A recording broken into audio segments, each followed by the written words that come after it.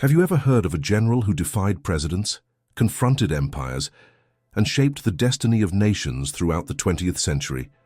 In this video, we are going to immerse ourselves in the remarkable trajectory of Douglas MacArthur, the commander who became a legend both on the battlefields and behind the scenes of power. From the war-torn Pacific to a reborn Japan under his guardianship, MacArthur did not merely survive history. He wrote it with his own hand. Throughout this video, you will come to understand how this military strategist transitioned from heroism to controversy, facing extreme challenges with an almost messianic self-confidence. But rather than simply recounting tales of warfare, this documentary reveals how his decisions shaped the world we inhabit today and why we must still learn from them. Have you ever found yourself in the midst of a conflict where making the right decision seemed impossible? Have you ever confronted an authority that appeared unshakable? The path of MacArthur can inspire you, make you reflect, and perhaps even change the way you perceive leadership, courage, and legacy. Stay with me until the end. Douglas MacArthur was born on January 26, 1880, in Little Rock, Arkansas, surrounded by a family tradition that was profoundly military in nature. His father, Arthur MacArthur Jr., a hero of the Civil War and a general in his own right, cultivated an atmosphere of discipline and patriotism within the household. Douglas experienced an itinerant childhood. He grew up among military bases and training camps, absorbing the martial ethos from a very early age.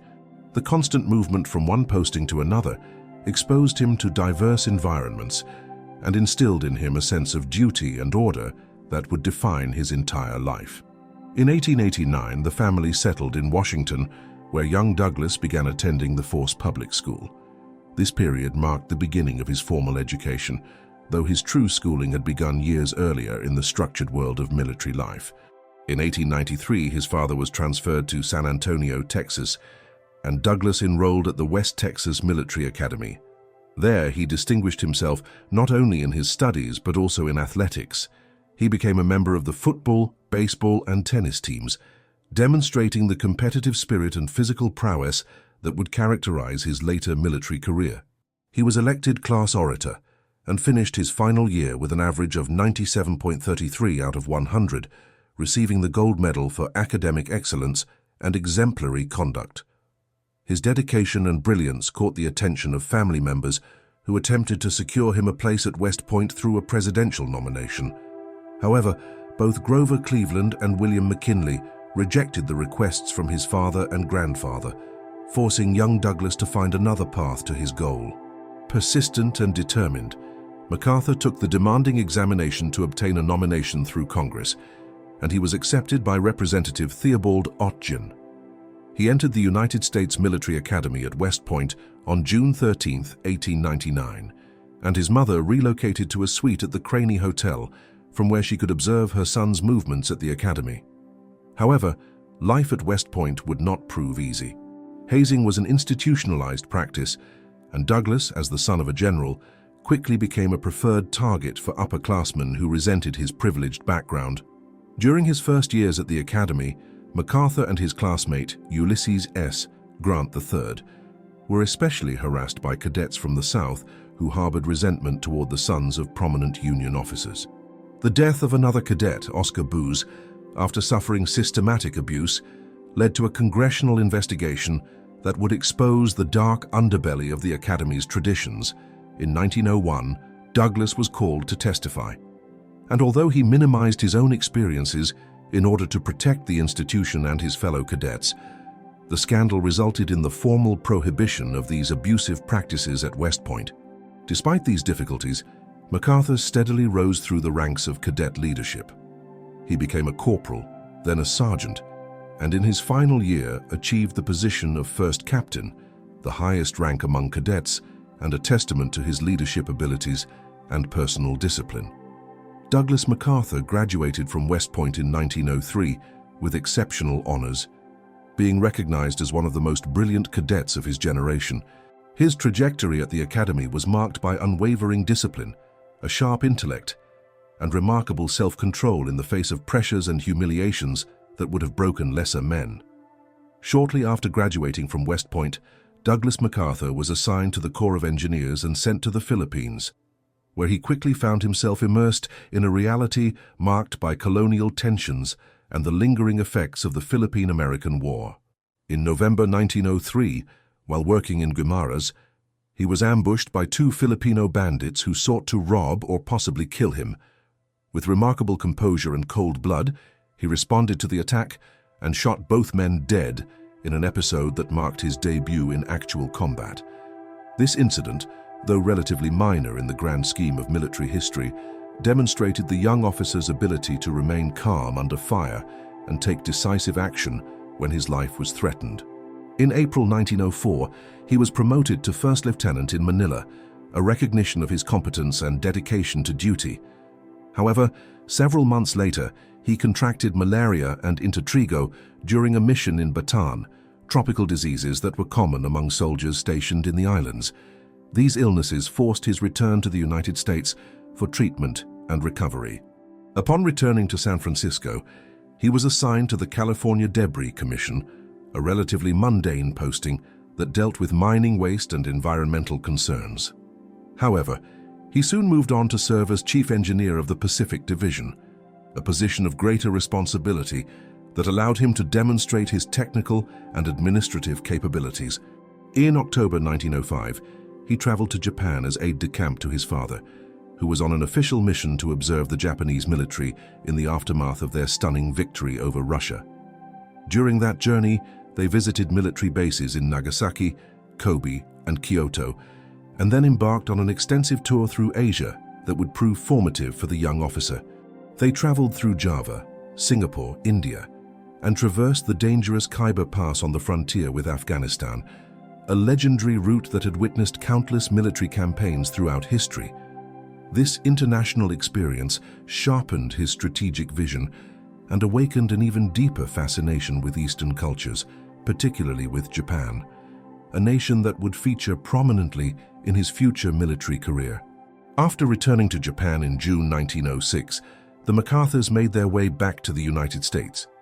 Douglas was then transferred to Washington Barracks, where he enrolled in the engineering school to further his technical education. There he received an unusual assignment to serve as an auxiliary military aide to the White House at the request of President Theodore Roosevelt. This position brought him into close proximity with the center of American political power and allowed him to observe firsthand how military and political considerations intersected at the highest levels of government. In August 1907, he began working at the District Engineering Office in Milwaukee, where he lived with his parents and continued his professional development. In April 1908, he was assigned to Fort Leavenworth, receiving his first official command, Company K, of the 3rd Battalion of Engineers.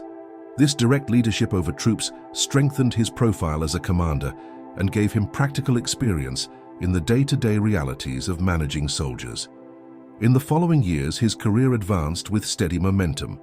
In 1910, he was promoted to engineering officer at Fort Leavenworth, and in 1911 he became a captain and chief of the Department of Military Engineering. He participated in tactical exercises in Texas with the Maneuver Division and also had a brief posting in Panama in 1912, expanding his experience across diverse terrains and operational environments.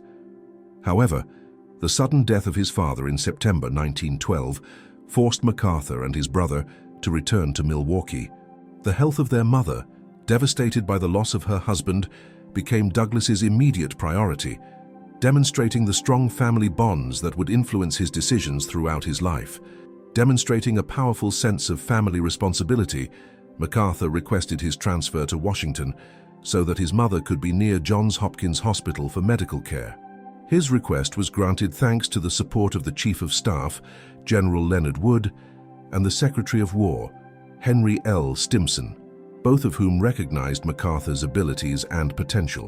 In 1914, with tensions escalating between the United States and the Mexican government during the turbulent period of the Mexican Revolution, MacArthur was sent to participate in the Veracruz expedition. During a daring reconnaissance mission behind enemy lines, he faced hostile fire without an escort and managed to obtain supplies for his troops while gathering valuable intelligence. For this act of extraordinary bravery, he was nominated for the Medal of Honor. Though the decoration was not ultimately approved, due to questions about whether he had exceeded his orders by undertaking such a risky mission without authorization. After his distinguished performance in the First World War, where he served with exceptional valor in France and participated in numerous major offensives, MacArthur returned to the United States with elevated prestige, regarded as one of the most promising officers of his generation. His combat record was exemplary, and he had been wounded multiple times while leading troops from the front, earning him a reputation for personal courage that would follow him throughout his career. In 1919, he was appointed superintendent of the United States Military Academy at West Point, becoming the youngest individual to occupy that position in the entire history of the institution up to that point. Upon assuming the role, he found himself confronted with a school that remained stubbornly attached to 19th century methods and was incapable of properly preparing officers for modern warfare, as it had evolved during the recent global conflict. Determined to break with this excessive traditionalism and drag the academy into the 20th century, MacArthur launched a comprehensive curricular reform that touched nearly every aspect of cadet life and education. He modernized the academic curriculum to include more science, engineering, and contemporary military theory. He reformed the harsh disciplinary system that had changed little since the academy's founding. He expanded athletic programs, believing that physical fitness and competitive sports built character and leadership skills. He even modified the gray uniforms and attempted to make the social atmosphere less oppressive and more conducive to developing thinking officers rather than mere automatons who followed orders without question. His tenure at West Point between 1919 and 1922 was marked by significant internal resistance from conservative officers and alumni who viewed his changes as a betrayal of sacred traditions, but also by recognition from outside the academy among progressive military thinkers who understood that warfare had fundamentally changed. MacArthur envisioned the army as an institution that needed to evolve intellectually beyond mere physical discipline and rote memorization. While he was modernizing the training of cadets, he was also expanding his network of political contacts in Washington, cultivating relationships with influential figures such as Secretary of War John W. Weeks. His administration was viewed as a turning point in the training of officers, anticipating changes that would only be fully adopted decades later when the Second World War demonstrated conclusively that modern military leadership required sophisticated intellectual capabilities as well as traditional martial virtues. In 1922, he was sent once again to the Philippines as commander of the Manila Military District, reinforcing his connection with the Asian archipelago that would become so central to his later career. However, his political activities began to gain increasing prominence during this period. He became an active member of the National Defense Council and began advising the War Department on strategic matters relating to the Pacific region.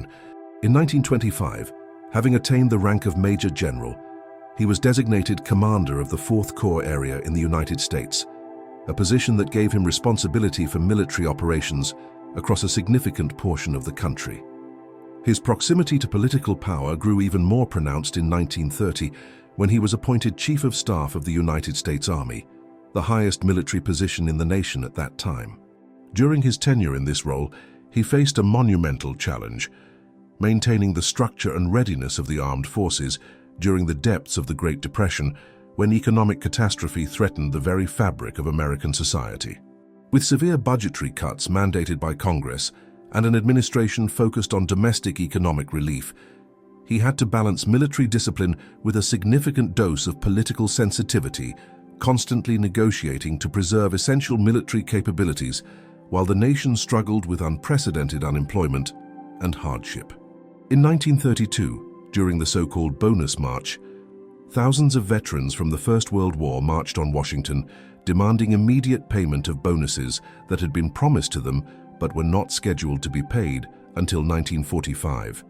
It was MacArthur who led the operation to forcibly evict these protesters from their encampments in the nation's capital, using regular army troops, tanks, and tear gas against American veterans. This controversial action seriously damaged his public image and created a lasting stain on his reputation. as many Americans were horrified to see the military turned against impoverished veterans who were simply asking the government to honor its commitments during their time of desperate need.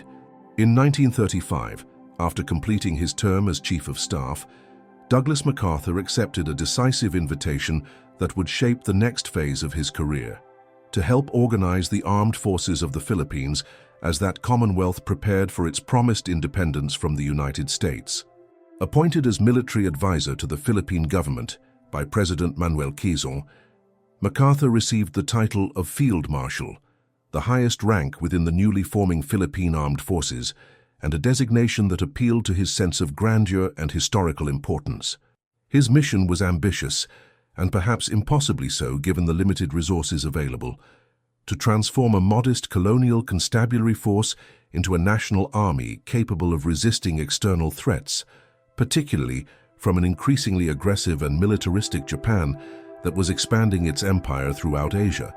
MacArthur established his headquarters in Manila and began planning a comprehensive coastal defense system centered on fortifying Manila Bay and creating mobile reserve units that could respond to threats anywhere in the archipelago. With the support of American officers seconded to the Philippine forces and Filipino officers whom he personally trained and mentored, he organized training centers throughout the islands, invested heavily in the formation of a competent officer corps drawn from the local population, and attempted to purchase modern armaments, though he was severely constrained by an inadequate budget that reflected the Philippines' limited economic resources. He developed a military doctrine that combined land defense with naval resistance, carefully adapted to the unique geographical conditions of the archipelago with its thousands of islands and extensive coastlines.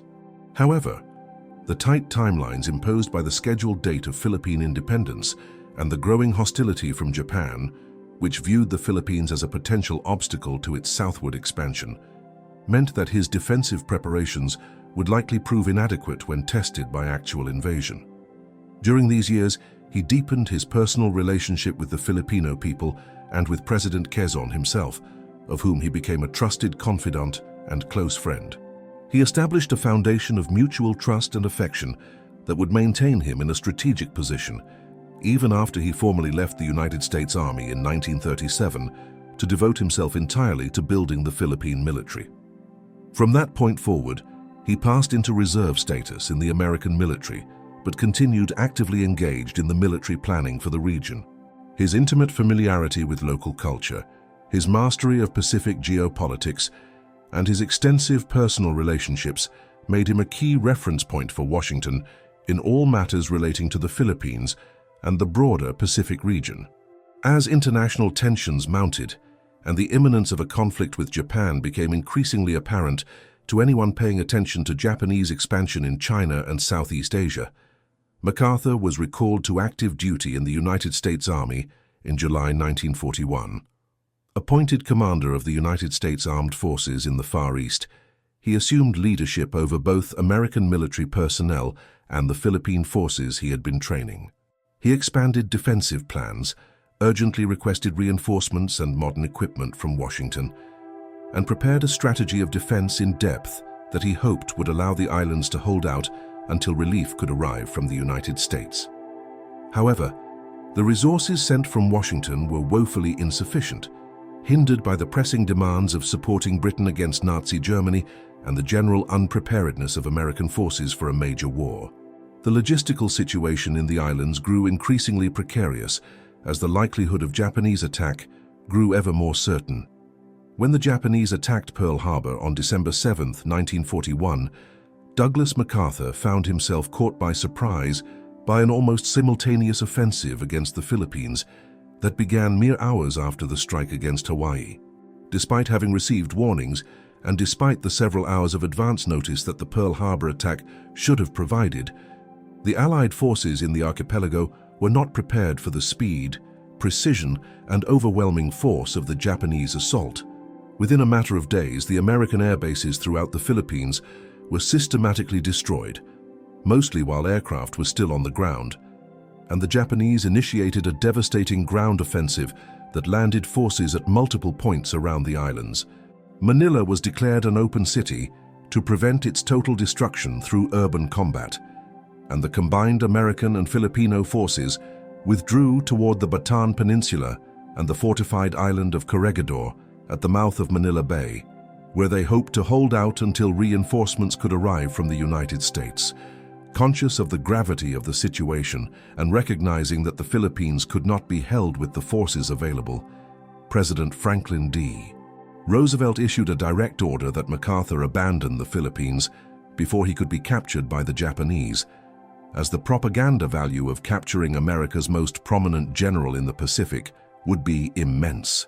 Aboard a PT boat that dodged Japanese naval patrols, and later transferring to a submarine, the general and his family managed to escape toward Australia in March 1942 in a harrowing journey that nearly ended in disaster several times. Upon arriving on Australian soil, MacArthur uttered a phrase that would become legendary and define his subsequent military career: "I shall return." This was not merely a promise, but a personal vow that he would not rest until he had liberated the Philippines and redeemed what he viewed as a personal failure. The declaration quickly became a symbol of resistance and hope for the Filipino people who now found themselves under brutal Japanese occupation. While American and Filipino troops continued their valiant resistance on Bataan under increasingly desperate conditions, MacArthur began reorganizing his forces from Australia and planning for an eventual counteroffensive. At the same time, the situation in the Philippines continued to deteriorate catastrophically. In April 1942, after months of siege during which the defenders endured starvation, disease, and constant bombardment with no hope of relief or reinforcement, Bataan finally fell to the Japanese. Approximately 75,000 American and Filipino soldiers were forced to march more than 100 kilometers in inhuman conditions through intense tropical heat without adequate food, water, or medical care. Many thousands died along the way, beaten, bayoneted, or shot by their Japanese captors in an episode that would become known to history as the Bataan Death March, one of the worst atrocities of the Pacific War. In May, the fortress island of Corregidor also fell after prolonged bombardment, marking the complete Japanese conquest of the Philippines. The world watched with profound sadness as the Allied resistance collapsed, and MacArthur faced significant criticism for having abandoned his troops, though he had acted under direct presidential orders. As Japanese forces expanded throughout the Pacific, seizing territory from Burma to the Solomon Islands and threatening Australia itself, MacArthur was appointed Supreme Commander of Allied forces in the Southwest Pacific area, one of two major Pacific commands. From this position, he began coordinating a strategy of counteroffensive across multiple fronts with the ultimate objective of halting Japanese expansion and preparing the ground for his promised return to the Philippines. After reorganizing the Allied forces from his headquarters in Australia, MacArthur led one of the most ambitious campaigns of the Second World War, the reconquest of the Pacific. Operating with limited resources against a well-entrenched enemy that had spent months fortifying its conquered territories, he adopted the innovative tactic of island hopping, a strategy that consisted of bypassing heavily defended Japanese strongholds and advancing by seizing key positions that would cut off enemy garrisons from supply and reinforcement. This approach allowed him to accelerate the Allied advance, reduce casualties that would have resulted from frontal assaults on every Japanese position, and systematically weaken the Japanese defensive structure from within by isolating major concentrations of enemy forces. The campaigns in New Guinea and the Solomon Islands between 1943 and 1944 proved especially difficult and tested the endurance of Allied forces to their limits. MacArthur's troops faced dense jungles where visibility was measured in meters, debilitating tropical diseases, including malaria and dengue fever that hospitalized more men than enemy action, extremely hostile terrain featuring swamps and mountains that made movement and supply nearly impossible, and fanatical Japanese resistance from soldiers who had been indoctrinated to fight to the death rather than surrender. Despite these formidable obstacles, MacArthur achieved strategic victories that opened the path for the long-awaited return to the Philippines. During this period, his image was carefully crafted by wartime propaganda. He was always portrayed as a courageous commander who remained close to his troops despite his rank, invariably photographed with his distinctive cap, dark sunglasses, and the characteristic corncob pipe that became his trademark and made him instantly recognizable to millions of Americans following the war through newsreels and newspapers. In October 1944, after 2.5 years of fighting his way across the Pacific and preparing for this moment, MacArthur finally landed at Leyte in the Philippines, fulfilling the promise he had made when forced to abandon the islands.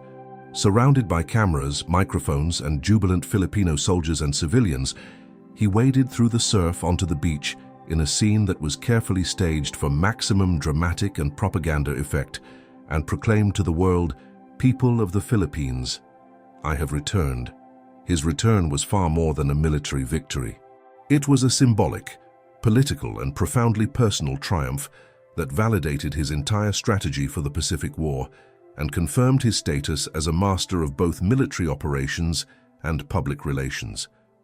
The reconquest began with the massive and bloody Battle of Leyte Gulf, considered the largest naval battle in history, in which the Japanese Navy made its last desperate attempt to destroy the American invasion fleet and was itself virtually annihilated in the process.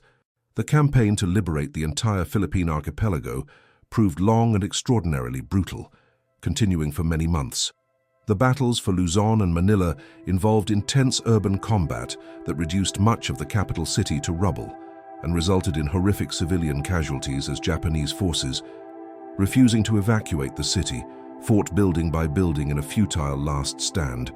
Despite possessing overwhelming air and naval superiority, American forces encountered fanatic Japanese resistance from soldiers who had been ordered to defend every position to the death, and the civilian population suffered enormously, caught between the opposing armies. MacArthur, however, maintained his promise not to abandon Philippine territory until it was completely liberated from Japanese occupation.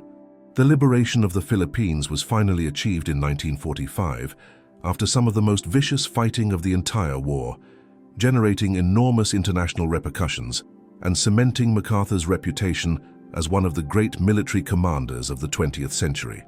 With the formal surrender of Japan on September 2, 1945, signed aboard the battleship USS Missouri in Tokyo Bay in a ceremony laden with symbolism and historical significance, MacArthur was appointed Supreme Commander for the Allied powers, with responsibility for the occupation and reconstruction of Japan.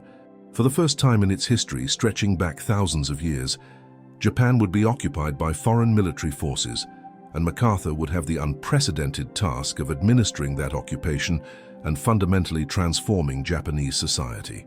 Upon arriving in Tokyo, he encountered a nation that had been utterly devastated by years of strategic bombing, culminating in the atomic attacks on Hiroshima and Nagasaki, a population that was morally shattered by the incomprehensible fact of defeat after being told for years that victory was inevitable, and a society that was fractured by the collapse of all the certainties that had defined Japanese life during the militarist period. Rather than implementing a harsh punitive policy that would have been understandable given Japanese atrocities during the war, MacArthur instead chose a path of reconstruction and transformation, believing that a prosperous and democratic Japan would serve American interests far better than a resentful and impoverished one. One of his most controversial decisions, and one that generated significant opposition from many Allied nations that had suffered under Japanese occupation, was to maintain Emperor Hirohito on the throne as a symbol of national unity and continuity. For MacArthur, removing or prosecuting the imperial figure would likely provoke widespread popular revolt and potentially make Japan ungovernable, thereby obstructing the entire reconstruction process and possibly necessitating a prolonged and costly military occupation to suppress resistance. Instead, he used Hirohito as an instrument of pacification and legitimization for the occupation, requiring that the emperor renounce his traditional status as a living god descended from the sun goddess and collaborate actively with the reforms being imposed by the occupation authorities. Although many critics denounced this decision as allowing a war criminal to escape justice, it undeniably helped ensure a stable transition and made the Japanese people more willing to accept the dramatic changes that MacArthur was implementing. Meanwhile, millions of Japanese soldiers were rapidly demobilized and returned to civilian life, and work began on drafting a completely new constitution under the direct supervision of MacArthur and his staff. The Constitution of 1947 became one of the fundamental pillars of the new Japan that emerged from the ashes of war. Inspired by Western democratic principles, while attempting to retain elements that were compatible with Japanese culture and traditions, it guaranteed universal suffrage, including for women, freedom of speech and press, equality between the sexes in a society that had been rigidly patriarchal, and most emblematically, it renounced war as an instrument of national policy in a clause that had no parallel in any other constitution in the world. The famous Article 9, which prohibits Japan from maintaining offensive military forces and declares that the Japanese people forever renounce war as a sovereign right, was drafted with the strong personal influence of MacArthur, who believed that a peaceful Japan would pose no future threat to American interests and would serve as a model for other nations. Beyond political reforms, MacArthur promoted profound changes in the educational system, encouraging critical thinking and individual initiative rather than the rote memorization and unquestioning obedience that had characterized Japanese education during the militarist era. He also promoted the creation of labor unions to protect workers' rights, guaranteed freedom of the press, which had been completely suppressed during the war, and ordered the dismantling of the zaibatsu, the large industrial conglomerates that had supported Japanese militarism and had monopolized much of the economy. The agrarian reform proved to be another landmark achievement of his administration that fundamentally transformed Japanese society. Large estates that had been owned by absentee landlords were broken up and redistributed among millions of peasant farmers, which significantly reduced the power of the ancient rural elite that had been a bastion of conservative militarism and promoted greater social equity in the countryside. At the same time, MacArthur supervised the war crimes trials, including the International Military Tribunal for the Far East in Tokyo, which prosecuted and convicted military and political leaders from the imperial period for crimes against peace, conventional war crimes and crimes against humanity. His objective throughout the occupation was to balance justice and accountability with pragmatism, avoiding vindictive reprisals that would create lasting resentment while ensuring that those responsible for Japanese aggression and atrocities faced consequences for their actions. In June 1950, the Cold War opened a dramatic new front when North Korean forces, equipped and encouraged by the Soviet Union, crossed the 38th parallel and invaded South Korea in a surprise attack that quickly overran most of the peninsula. Fearing the expansion of communism throughout Asia in a domino effect that could eventually threaten Japan and other American allies, the United States rapidly mobilized support through the United Nations, which authorized a military response to repel the aggression. MacArthur, who was still in command of occupation forces in Japan, was appointed commander of United Nations forces in Korea, giving him authority over military contingents from 16 nations fighting under the UN flag. At 70 years of age, he was returning to active combat command, this time in a conflict that would pit the Western Bloc against communist forces backed by China and the Soviet Union in what amounted to a proxy war between the superpowers. In the first months of the conflict, North Korean forces advanced with tremendous momentum, equipped with Soviet tanks and artillery that far outmatched the light weapons available to hastily deployed American and South Korean troops. They pushed the combined United Nations forces steadily southward until they were compressed into a defensive perimeter around the port city of Busan in the southeastern corner of the peninsula, where they desperately held on while reinforcements arrived from across the Pacific. In September 1950, with UN forces seemingly on the verge of being pushed into the sea, MacArthur launched one of the most audacious maneuvers of modern warfare, an amphibious landing at Incheon, far behind enemy lines near the South Korean capital of Seoul. The operation was extraordinarily risky, requiring naval forces to navigate extreme tides and land at a heavily defended port. And many of MacArthur's own subordinates and superiors in Washington had serious doubts about its feasibility. However, the landing proved a stunning success, cutting North Korean supply lines and forcing the rapid retreat of enemy forces that suddenly found themselves trapped between the Busan perimeter and the Incheon landing force. Seoul was recaptured within weeks, and North Korean forces that had seemed on the verge of victory were instead driven back in disarray. This brilliant military maneuver restored MacArthur's reputation as a strategic genius and seemed to vindicate his aggressive approach to warfare. Emboldened by this success and believing that complete victory was within grasp, MacArthur ignored warnings from China that it would intervene if United Nations forces approached its border, dismissing these statements as empty bluffs. He ordered his forces to advance all the way to the Yalu River, which forms the border between North Korea and Chinese territory, intending to completely destroy the North Korean regime and unify the peninsula under South Korean rule. Although from a purely military perspective, this seemed a logical way to conclude the conflict decisively, politically, it proved to be a catastrophically imprudent move that fundamentally altered the nature of the war. In November 1950, hundreds of thousands of Chinese soldiers, who had been secretly concentrating in Manchuria, crossed the border and launched a devastating counterattack that took UN forces completely by surprise. The Chinese intervention, employing human wave tactics and accepting enormous casualties, drove United Nations forces into a headlong retreat down the peninsula in bitter winter conditions. The war entered a bloody stalemate around the 38th parallel where it had begun. The Chinese intervention transformed the Korean conflict from a localized war into an indirect confrontation between superpowers, with a very real risk of nuclear escalation if the fighting expanded beyond the Korean peninsula.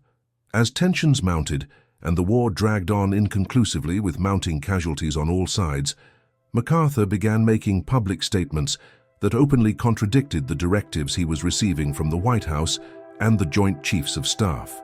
He advocated for direct attacks against Chinese territory, including bombing supply bases in Manchuria, implementing a naval blockade of the Chinese coast, and even deploying nationalist Chinese troops from Taiwan to open a second front against the communist mainland.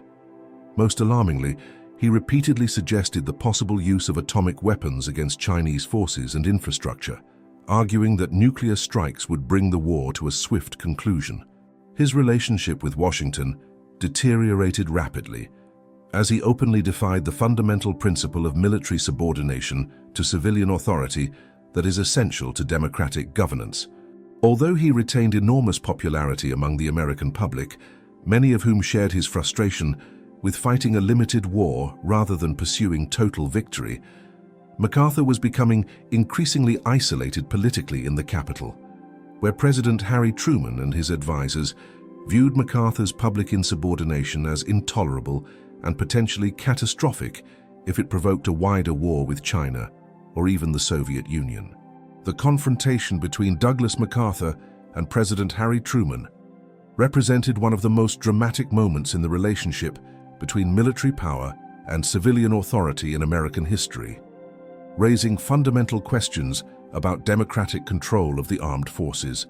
While Truman insisted on fighting a limited war in Korea, carefully avoiding direct provocation of China or the Soviet Union that might trigger a Third World War, MacArthur aggressively advocated for expanding the conflict regardless of the risks.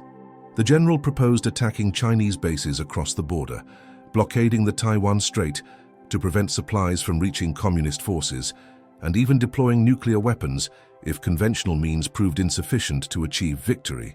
His public statements increasingly defied official government policy, delivered in speeches and press conferences, and through correspondence with political allies in Congress, creating a parallel foreign policy that undermined the president's authority. These declarations challenging civilian control over military strategy became more frequent and more inflammatory as MacArthur's frustration with Washington's restrictions grew. The final straw that forced Truman to act came when MacArthur sent a letter to Congressman Joseph Martin, the Republican minority leader in the House of Representatives, in which he harshly criticized the strategy of containment adopted by the Truman administration and argued that there was no substitute for victory, implying that the president was accepting defeat rather than doing what was necessary to win. Martin read MacArthur's letter publicly on the floor of Congress, deliberately escalating the confrontation and creating a constitutional crisis. For Truman, this act represented inadmissible insubordination that struck at the very heart of democratic civilian control over the military. The president believed firmly, based on the fundamental principles established by the Founding Fathers that in a democracy, the military must obey the directives of elected civilian leadership even in time of war, and that allowing a general to publicly challenge presidential authority would set a catastrophic precedent that could undermine the entire constitutional order. On April 11, 1951, President Harry Truman relieved Douglas MacArthur of all his military commands, ending a military career that had spanned more than half a century. The decision was announced abruptly through a press release, and MacArthur himself learned of his dismissal through radio reports before official notification reached him, an embarrassing lack of protocol that suggested the degree of breakdown in communications between the general and his commander-in-chief. The news sent shockwaves through the United States and around the world. MacArthur, after more than 50 years of military service during which he had become one of the most recognizable figures in America, was removed in the middle of an active armed conflict, an action without precedent in modern American military history. The announcement deeply divided the nation along political and generational lines. Supporters of Truman, primarily Democrats and those who prioritized civilian control of the military, applauded the defense of constitutional principles over military expedience.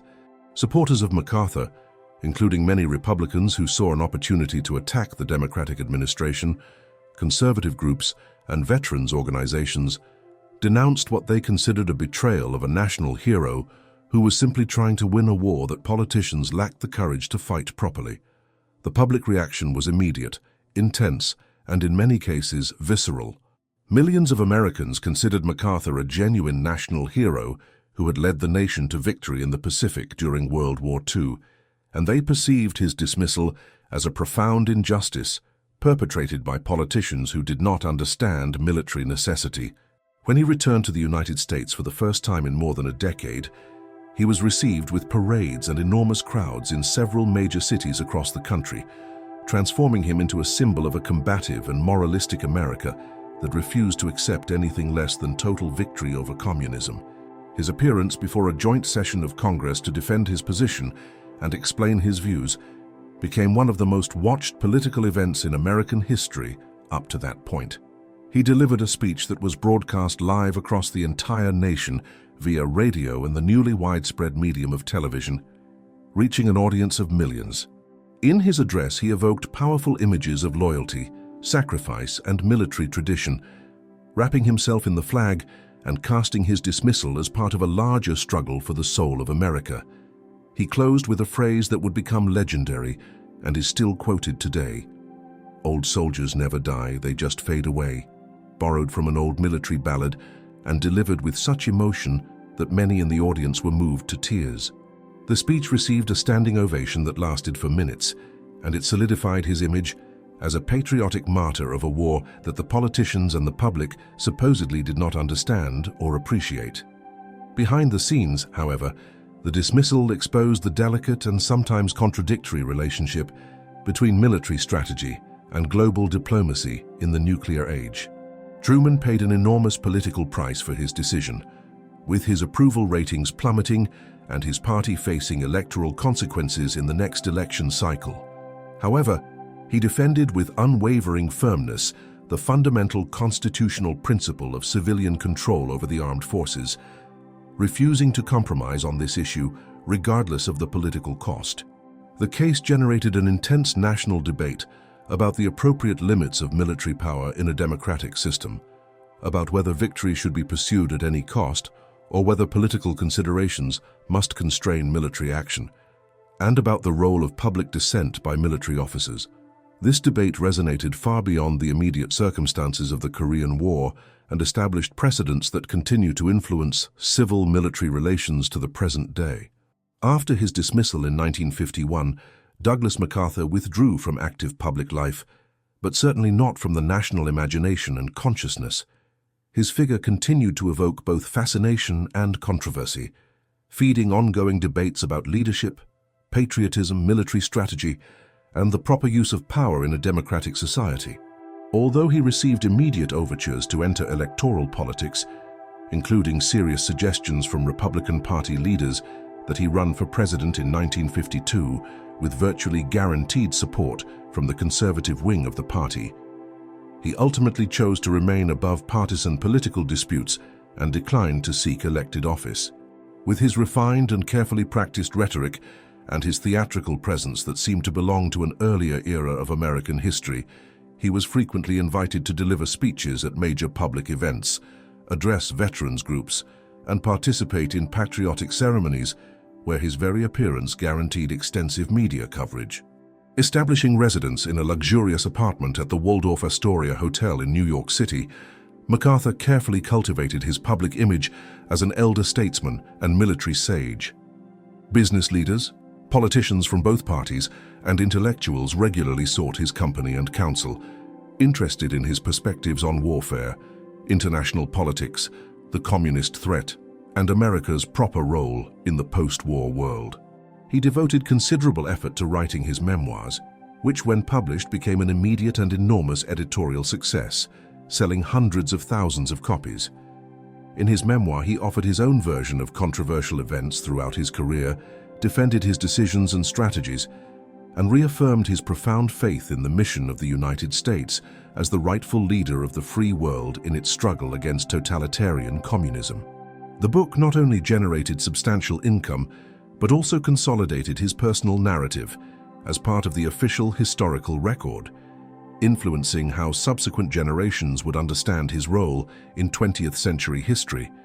Simultaneously, he became the object of an authentic cult of personality that extended across American society.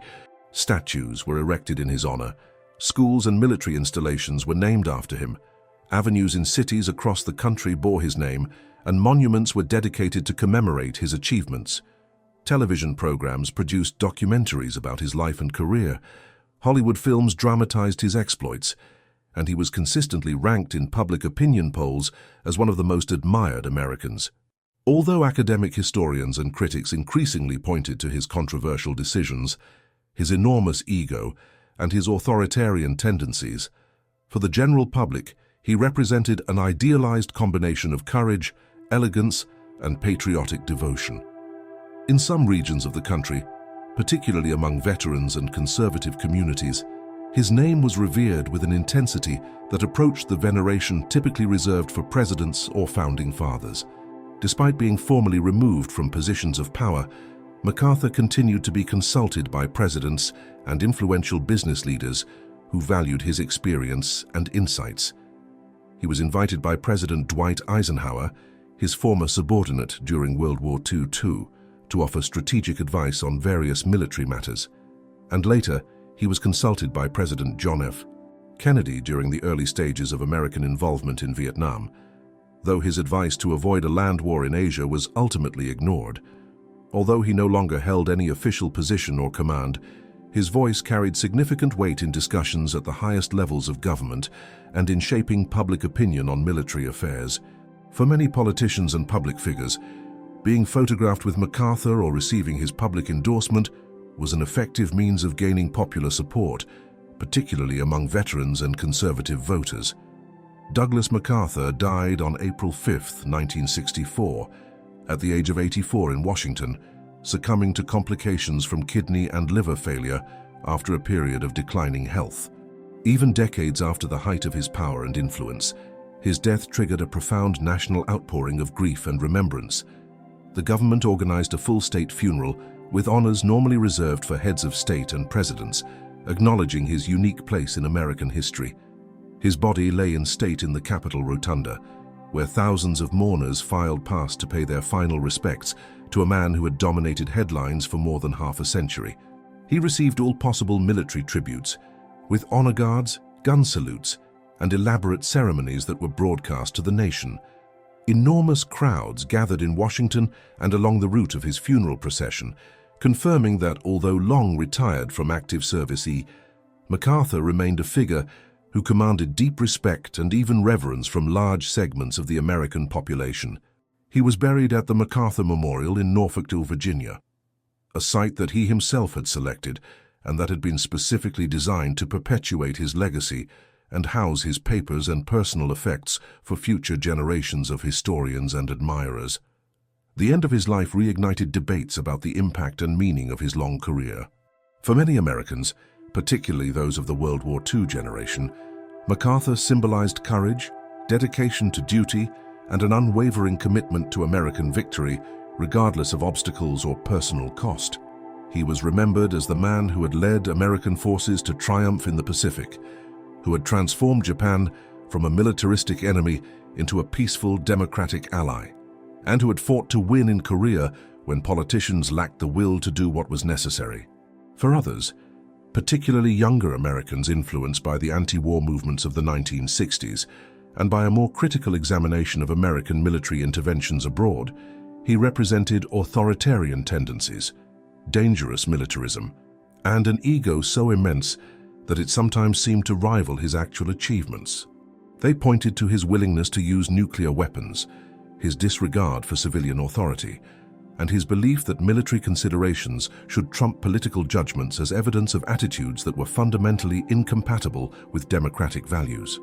With the passage of time and the accumulation of historical perspective, professional historians began to critically reassess his career with greater nuance, attempting to separate genuine military achievements from symbolic constructions and propaganda, and to evaluate his decisions within the complex contexts in which they were made.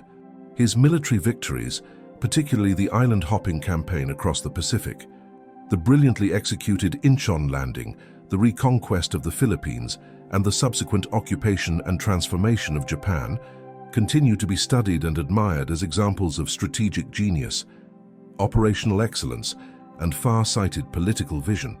The democratic institutions that he established in Japan during the occupation have proven remarkably durable and successful, suggesting that his instincts about how to transform a defeated enemy into a stable ally were fundamentally sound.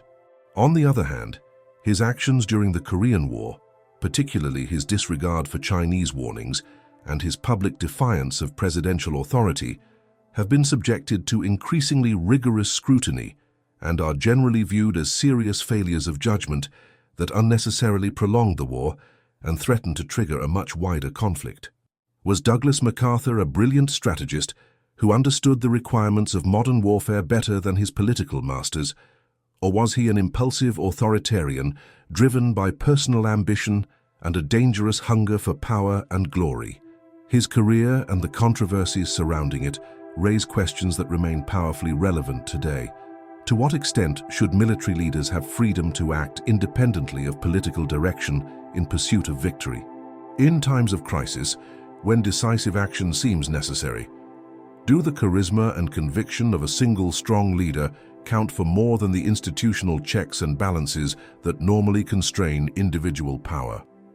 The history of MacArthur forces us to reflect on the delicate and essential balance between effective leadership and democratic accountability, between achieving military glory and maintaining proper responsibility to civilian authority and democratic institutions. Now I want to know your opinion. Was MacArthur a misunderstood hero who was prevented from achieving victory by timid politicians, or was he a genuine threat to American democracy whose dismissal was absolutely necessary to preserve constitutional government? Leave your thoughts in the comments below. This is one of those debates that deserves to be explored from multiple perspectives and that reveals fundamental disagreements about the nature of leadership, the proper relationship between military and civilian authority, and America's role in the world. And of course, if you are passionate about the most impactful, contradictory, and fascinating stories from global geopolitics and military history, subscribe to the channel so you do not miss future episodes. Do not forget to leave your like and activate notifications so you receive alerts for all our new content. Here, every episode takes you beyond the superficial facts and into deeper understanding. And if you are not following along, you are going to miss out on the conversations that really matter in understanding how our world came to be what it is today.